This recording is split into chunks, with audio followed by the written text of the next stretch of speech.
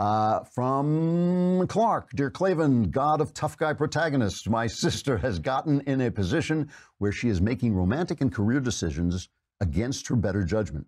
I will warn her beforehand. She will do it anyways, and when it inevitably ends horribly as warned, she comes back, and my wife and I console her. She agrees with our warning completely before she makes her terrible decisions, but does it anyway. This has been going on for years, and I'm at a loss what I can do for her or myself. Thank you. Yeah, I've been in this situation. Probably a lot of you have.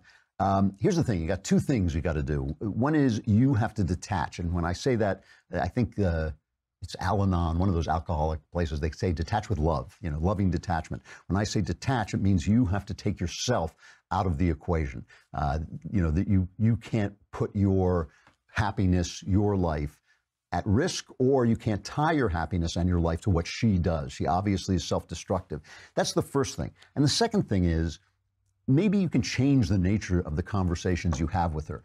A lot of people, and I've worked on hotlines and I've run into this a lot of times, a lot of people thrive off this exchange. They like the warning and the disaster and coming back hangdog. They want you to do that. That's part of some kind of neurotic cycle that they're in. So maybe you can just break your part of that cycle by starting to listen to the deeper issues of why she's trying to hurt herself. What is she trying to do? What is it that makes her feel that she's unworthy?